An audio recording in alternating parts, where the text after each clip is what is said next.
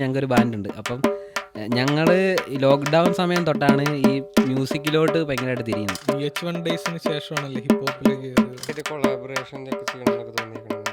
സൂപ്പറിൻ്റെയൊക്കെ എന്താ മറ്റേ സർക്കാസ്റ്റിക് ആയിട്ട് പുച്ഛിച്ച് തള്ളുന്ന ഒരു സാധനം. ഇവിടെ ആൾക്കാരുണ്ടല്ലോ, ലൈക്ക് എനിക്ക് തോന്നുന്നു ഈ ഡിസ് നല്ലതായിട്ട് തന്നെ ഹിപ്പ് ഹോപ്പിന് ഉണ്ടായിട്ടുള്ളൂ. കാരണം ഞാൻ വെളിയിൽ ബേക്കറിയിൽ പോയി നിൽക്കും, അവിടെ നിന്ന് ചായ കുടിച്ചുകൊണ്ടിരിക്കുമ്പോഴത്തേക്കില് അവിടെ അപ്പുറത്തിരിക്കുന്ന ആൾ സംസാരിക്കുക. ഇപ്പൊ ഇവര് തമ്മിൽ അങ്ങോട്ടും ഇങ്ങോട്ടും പാടി പ്രശ്നം ഉണ്ടാകണം. അപ്പൊ അതൊരു സാധാരണ ആളാണ്, അയാൾക്ക് ഹിപ്പ് ഹോപ്പ് പറഞ്ഞോടാ, കൾച്ചർ പറഞ്ഞോടാ, ഒന്നും പറഞ്ഞോടാ.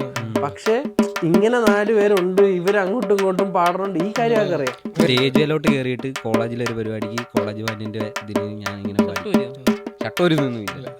ഈ റാപ്പും ഈ ഇന്റർനാഷണൽ ഹിപ്പ് ഹോപ്പും ഭയങ്കരമായിട്ട് ഈ മാറിക്കൊണ്ടിരിക്കുന്നുണ്ടല്ലോ, എവല്യൂഷൻ സംഭവിക്കുന്നുണ്ട് അതിന്റെ സ്റ്റൈലിന്. ഞാൻ ലാസ്റ്റ് ആ ലൈൻ കേട്ട് കുറെ വട്ടം എനിക്കും ഭയങ്കര പേഴ്സണലി എനിക്ക് എന്റെ അമ്മേനെ ഓർമ്മ വന്നു. നിങ്ങൾ അങ്ങോട്ടും ഇങ്ങോട്ടും കൂടെ ഒരു ഡിസ് ഇറക്കും. നീ ഇപ്പൊ റബ്ബർ പാലൊക്കെ ഇറക്കിയ ഒരു സാധനം. നീറുന്നൻ മനമിതോ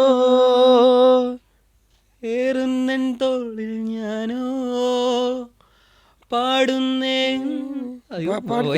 ഒന്നുകൂടെ എടി വാ ജ്യൂസ് ഇഷ്ടം.